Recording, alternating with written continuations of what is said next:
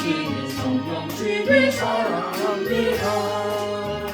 그대 용맹스럽던 다니엘의 경험과 유대 임금 다윗왕의 역사와 주의 선지 엘리야 아람하고 하늘에 올라가던 일을 기억합니다. 귀하다 우리 어머니가 들려주시고 재미있게 듣던 말이책 중에 있으니 이미 성령 주님 사랑합니다. 예수 세상 계실 때 많은 고난 당하고 십자가에 달려 죽은 자까지 어머니가 읽으며 눈물 많이 흘린 것 지금까지 제가 기억합니다. 귀하다 우리 어머니가 들려주시던 재미있게 듣던 말이 책 중에 있으니 이미 성령 주님 사랑합니다. 그때 일을 지나고 나의 눈에 만나고 어머니의 말씀 기억하면서 나도 실수때때로 성경 말씀 읽으며 주의 뜻을 따라 살려옵니다. 귀하다 우리 어머니가 들려주시던 재미있게 듣던 말이 책 중에 있으니 이미 성령 주님 사랑합니다.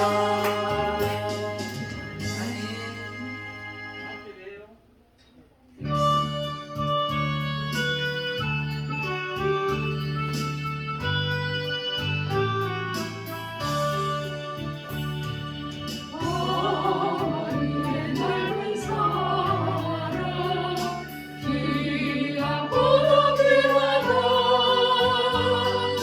그 사랑이 언제든지 나를 감싸줍니다. 내가 울 때 어머니는 주께 기도드리고 내가 기뻐 웃을 때에 찬송 부르십니다. 아침 저녁 읽으시던 어머니의 성경책 손에 남은 구절마다 모습 본 듯합니다.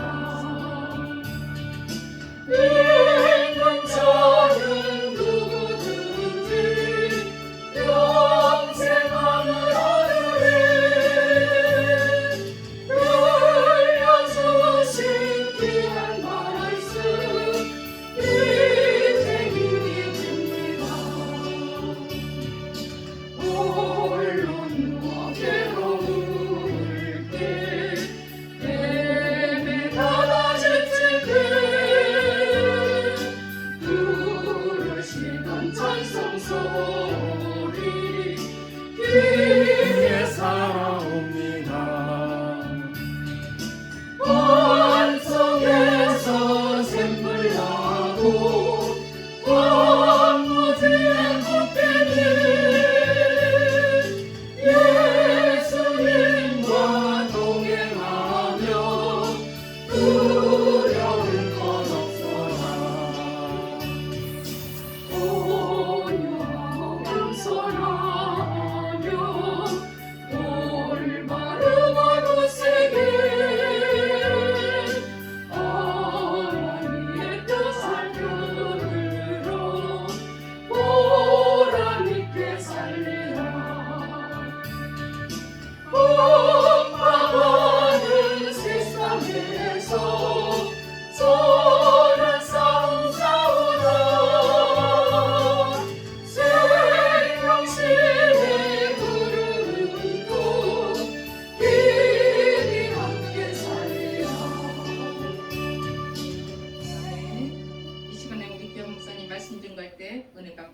3차원 기도하시겠습니다. 주여 주여 주여.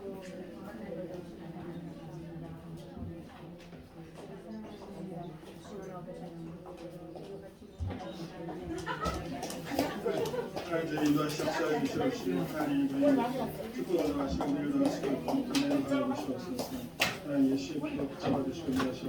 해주시옵소서. 이 모든 말씀 우리 예수님의 이름으로 기도드렸습니다.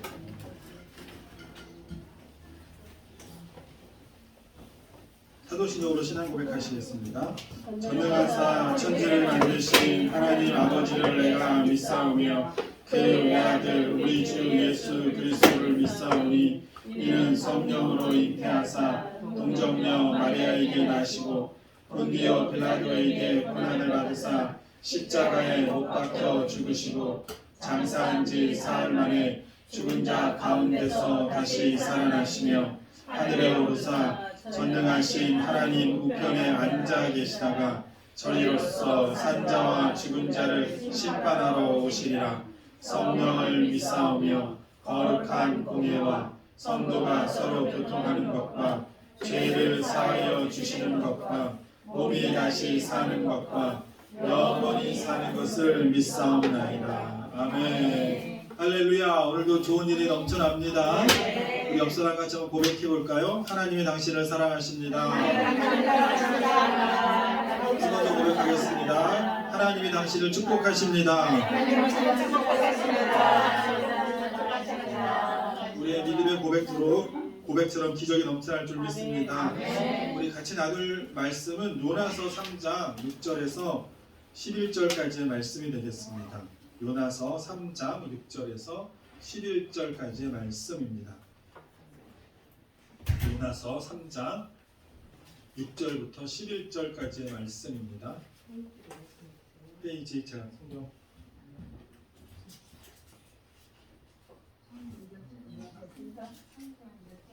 요나서 3장 6절에서 11절입니다. 요나서 3장 6절에서 11절.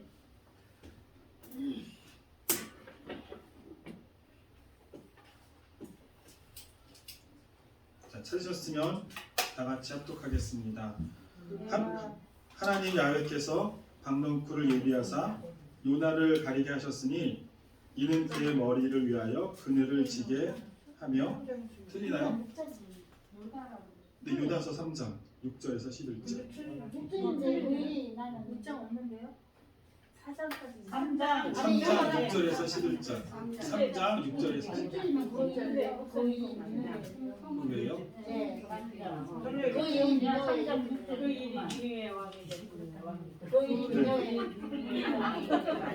다 같이 합독하겠습니다. 그 일이 이리의 왕이 된 왕의 왕에서 일어나 왕국을 먹고 붉은 옷을 입고 제위에 앉으리라. 왕과 그의 대신들이 소설을 내려 내위에 선포하여 이르되 사람이나 짐승이나 소떼나 양떼나 아무것도 입에 대지 말지 먹지도 말 것이요 물도 마시지 말 것이며 사람이나 짐승이 되지 말고 태우것을 입을 것이요 함께 하나님의 문을 것이며 약한 질과 선명한 흙과 겉절을 마시라. 하나님이 그들을 돌이키시고 그 지도를 우리가 멸망하지 않게 하시리라. 그렇지 않은 줄을 우리가 알겠느냐. 하나님이 그들의 생각을 얻고 그 악한 길에서 떠난 것을 보시고 하나님의 뜻을 두려워하시고 그들에게 네, 아멘. 제가 잘못 적어놨군요. 네, 요나서 이야기입니다. 요나는 하나님의 선지자입니다. 이 선지자가 하는 일이 뭡니까? 하나님께서 말씀하라고 한 말을 전하는 거죠. 왕이든지 백성이든지 상관하지 않고 전했습니다. 나단 선지자가 그랬잖아요. 다윗이 간음하고 그리고 살인죄를 저질렀는데 나단이 가서 다윗 앞에서 다윗을 책망합니다. 그게 그냥 성경이니까 나단이 그랬나 보다 하지만 그 당시 왕은 절대 권력을 가지고 있잖아요. 제 죽여버리면 죽을 수도 있는 상황이었는데도 나단 선지자 전혀 두려워하지 않고 그 다윗 앞에서 하나님의 말씀을 전하는 것을 볼 수가 있습니다. 아람의 나아만 장군이 문둥병이 들어가가지고 엘리사한테 왔습니다. 고쳐달라고 했더니 엘리사가 어떻게 됐어요? 그 한 나라의 장군이면 가서 좀 인사 좀 하고 접대 좀 하고 그리고 어떻게 하면 나을 수 있습니다. 이렇게 해야 되는데 나아보지도 않고 사자를 보내가지고 요단강에 가서 몸을 씻으라 해라 이렇게 했습니다. 그랬더니 나아만이 열이 받아가지고 그냥 돌아가려고 하다가 자기 부하들이 그래서 가서 강에 들어서 몸을 씻읍시다 이래서 결국 나아만 장군이 이제 문둥병을 낫게 되는데 우리가 그냥 엘리사가 그랬나 보다 하지만 나아만 장군이 기분이 나빠가지고 상해가지고 엘리사한테 가서 부하들 시켜가지고 엘리사 저 사람을 목을 따라 그러면 엘리사가 죽을 수밖에 없는 그런 상황이었던 겁니다. 그 상황을 보면. 근데 이 하나님의 선지자들이 이렇게 담대했습니다. 하나님이 전하라고 하면 목숨 걸고 가서 상관하지 아니하고 개의치 않으면 말씀을 전했습니다.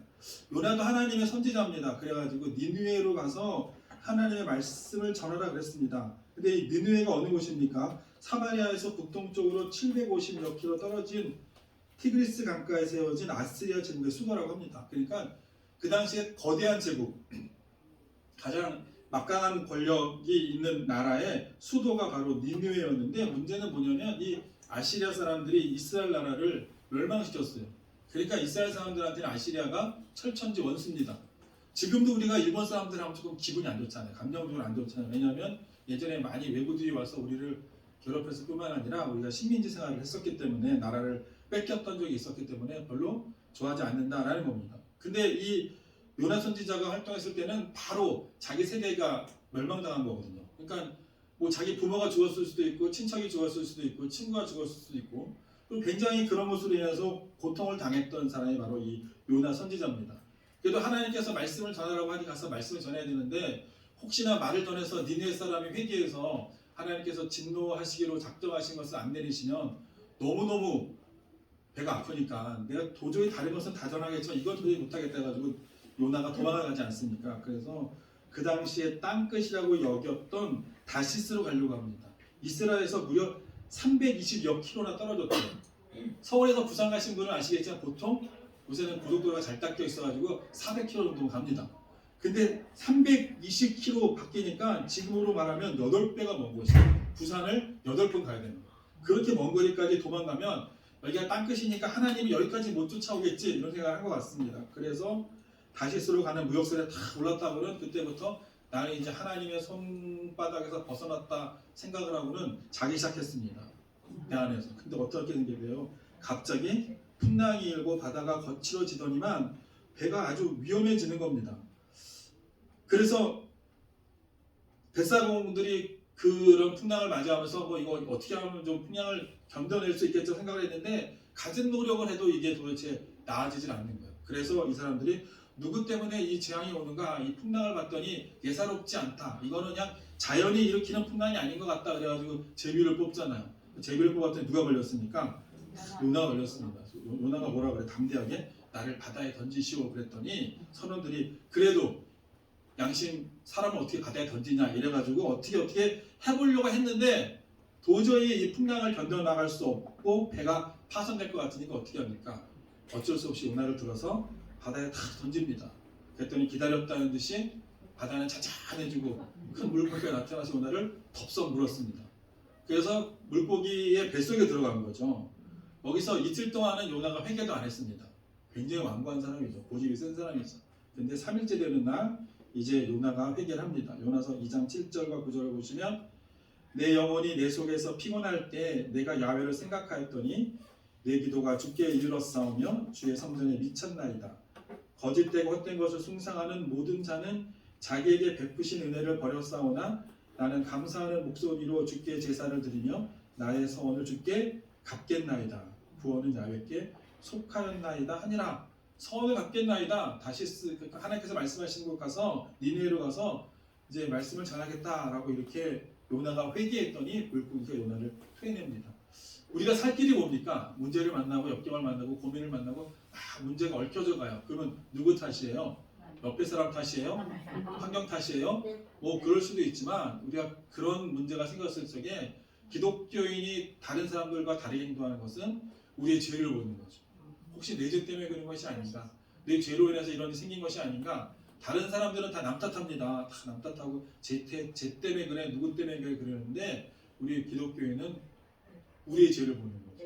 내 탓이 아닌가? 내가 회개하지 않아서 그런 것이 아닌가? 내가 중보기도하지 않아서 그런 게 아닌가? 내가 자녀들을 안고 울고 기도하지 않았기 때문에 이런 일이 발생한 게 아닌가라고 우리를 돌아보는 거, 그것이 그 회복의 출발점이라는 거 믿으시길 예수님의 이름으로 축원합니다. 요나도 그랬다는 거죠. 물고기 뱃속에서 굉장히 완악한 사람, 완고한 사람, 내가 그냥 여기서 그냥 죽고 말리다 하다가 3일째 됐더니 이 마음이 녹아져서 결국 회개하고는 결국 하나님께서 말씀하신 니느웨로 갑니다.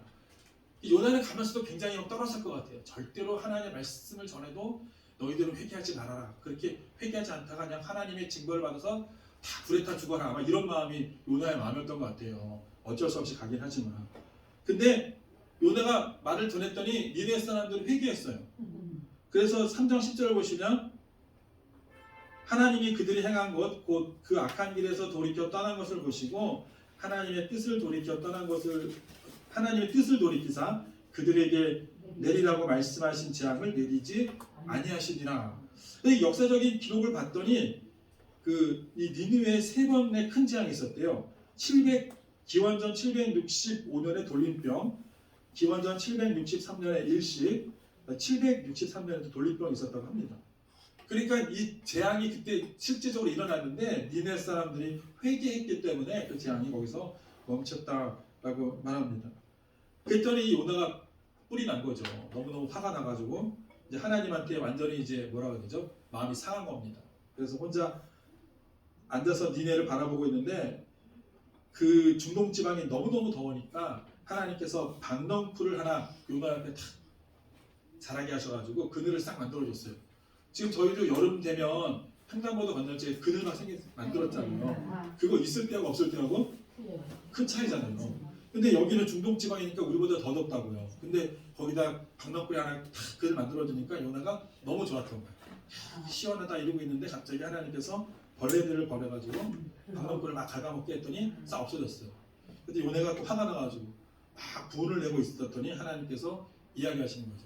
네가 그 박넝쿨 하나 때문에 그렇게 시원하다고 박넝쿨을 아꼈는데 내가 어떻게 니느웨 사람들을 아끼지 않겠냐? 내가 만든 백성인데 어떻게 아끼지 않겠냐라고 하나님께서 요나에게 말씀하시는 것을 볼 수가 있습니다.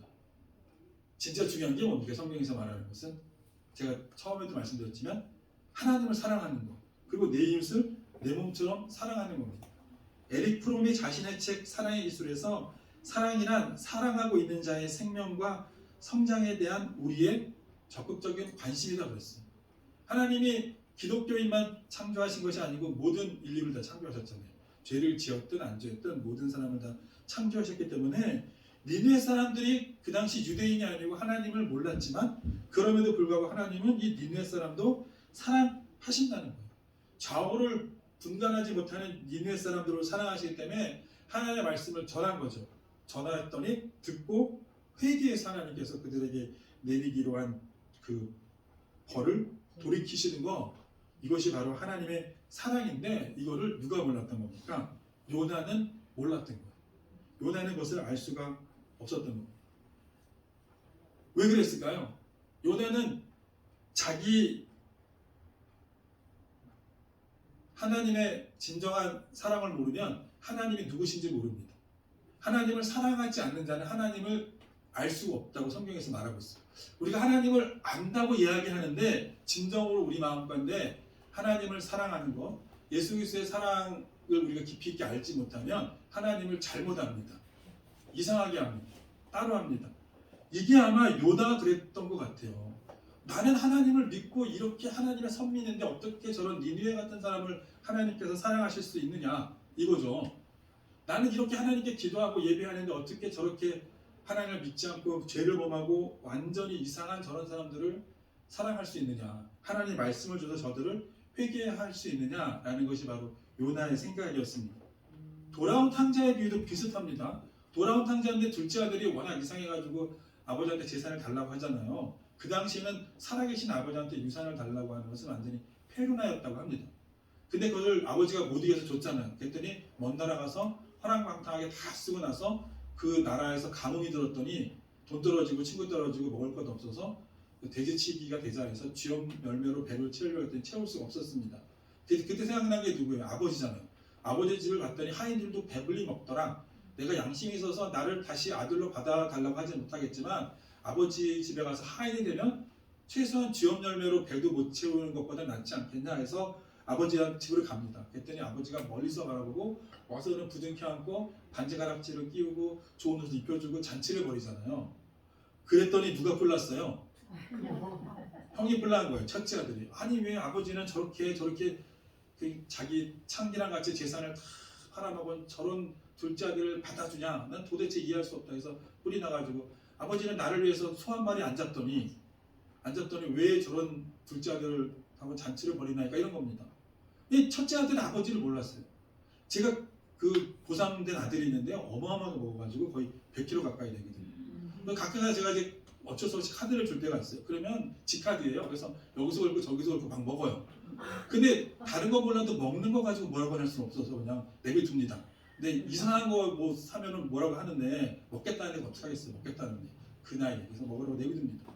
그러니까 이 첫째 아들이 가서 소 한 마리 잡아 자기 혼자 먹었어. 그렇다고 이 아버지가 가서 이놈의 자식 내 허락도 안 받고 소를 잡아먹어? 이러진 않았을 거라는 얘기. 워낙 부자니까 큰 돈이 아니니까 소 한 마리밖에 없는데 그러면 뭐라고 할 수도 있겠지만 이 집이 부잣집이잖아요. 그러니까 그거 가지고 뭐라고 안 했을 거예요.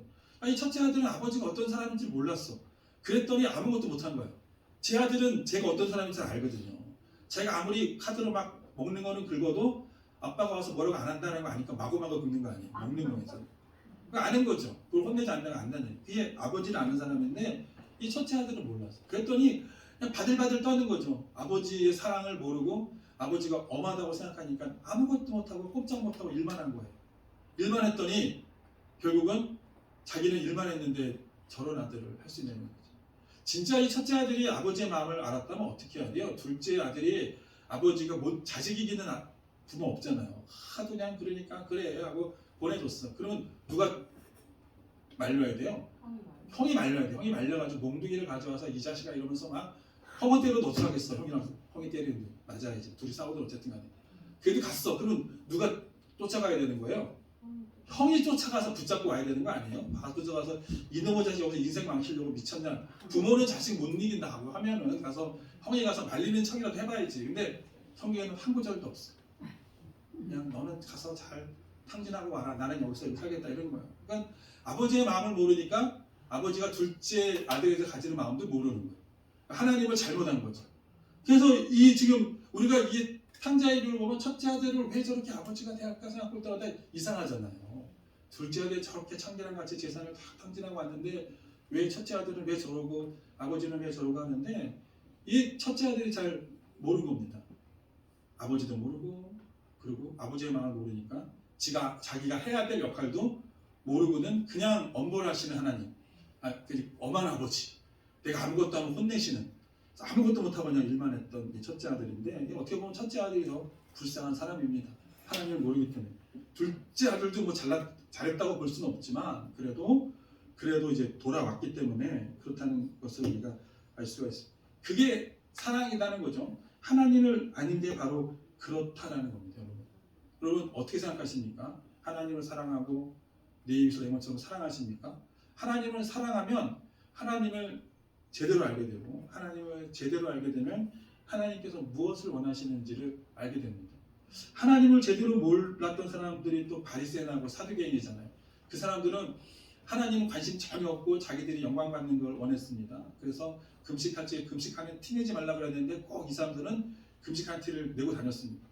그리고 기도할 중에 골방에 들어와서 은밀한 중에 보시면 하나님께 기도하러 했는데 이 사람들은 어디 가서 기도했어요? 성전 앞 사람 많은데, 그다음에 사거리 사람 많은데 가서 큰 목소리로 기도했습니다. 그러면 누가 영광을 받는 거예요? 이 바리새인들이 영광을 받잖아요. 저 사람 참 경건하다, 기도 오래 한다, 기도 참 잘한다 이겁니다. 근데 하나님은 은밀한 중에 보시는 하나님께서 갚으신다고 했잖아요. 자기를 위해서 그렇게 했기 때문에 하나님께서 예수님께서 와서 독사의 자식들아, 아니 가늠하다 잡힌 여인도 예수님께서 용서해 주셨어요. 나사로도 용서해 주셨어요. 아니 그 삭개오도 용서해 주셨어요. 근데 그냥 좀 기도 좀 사람 보는 앞에서 했다고 예수님께서 그 사람들을 보고 독사의 자식들아라고 이야기하는 것을 볼 수가 있습니다. 왜 그렇습니까? 하나님하고는 전혀 관련이 없는데 하나님의 이름을 빌려서 하기 때문에 하나님께서 그렇게 예수님께서 하셨다는 것을 알 수가 있습니다. 요나도 그랬다는 거죠. 요나도 하나님의 사랑을 몰랐더니 니느웨 사람은 멸망당해 당한 사람이 되어버린 거예요. 우리가 정말 하나님을 알면 하나님 앞에서 주여 나를 불쌍히 여겨 주시옵소서 나는 죄인입니다 라는 고백을 하게 되는 줄 믿으시기 예수님의 이름으로 축원합니다. 아멘. 인간은 항상 사람을 놔두려고 합니다. 나보다 나은 사람, 나보다 못한 사람. 근데 신기하게도 복음은 모두가 다 똑같다 그래요. 근데 이거를 인간이 받아들이기가 제일 힘들어요. 곰곰이 생각해 보시고 받아들일 수 있는지. 굉장히 어려운 이야기입니다. 이게 살인죄를 지은 사람이나 나나 하나님 앞에서는 다 죄인이래요. 죽을 수밖에 없는 죄인이에요. 이게 이해가 되십니까? 이게 어떻게 이해가 돼요? 저렇게 사람을 죽인 나쁜 놈이 있는데. 그잖아요. 근데 희한하게도 성경은 우리 모두가 죄인이고 하나님의 은혜가 필요한 죽을 수밖에 없는 죄인이라고 합니다. 거기서 하나님의 사랑이 흘러가는 거죠. 그걸 거기서 우리가 하나님을 알기 때문에 그 사랑을 가지고 살아가게 되는 거예요. 그래서 이 복음은 인간의 직관하고는 완전히 정반대입니다. 우리가 이해했다고 생각하지만 실제적으로는 이해를 못하고 있는 경우가 굉장히 많아요. 왜? 우리의 직관하고 너무너무나 틀리거든요. 다른 종교는 다 고행이나 노력을 통해서 구원을 얻어가야 돼요. 잠도 제대로 자지 말고 소식해야 되고 먹지 말아야 되고 살생하면 안 되고 성지를 몇 군데 몇 번을 갔다 와야 되고 구제를 몇 번 해야 되고 그래도 구원을 얻을까 말까 온갖 노력을 통해서 구원을 얻으려고 막 올라가는데 기독교만 하나님의 아들이 이 땅 가운데 오셨어. 그리고는 너무 쉽게 누구든지 예수를 믿는 자마다 구원을 준대요. 그러니까 이게 우리의 직관하고는 완전히 틀립니다. 차라리 그냥 구원을 얻어가라 그러면 더 이해하기 쉬울 거예요. 뭐 하루에 금식을 한 달에 금식을 며칠 하고 기도를 몇 번 하면 구원이야 이러면 모든 사람들이 그 하나님이 말씀하신 구원을 더 쉽게 이해할 겁니다. 왜? 모든 종교가 다 그렇거든요. 인간이 만든 종교가 다 그렇거든요. 근데 기독교만 반대야. 오시는 하나님. 우리가 올라가서 구원을 얻으려고 하는 게 아니라 그냥 하나님이 오셔서 이 땅에 우리 가운데 구원을 주셨는데 그것도 고백하는 자마다 아무런 대가 없이 모든 사람에게.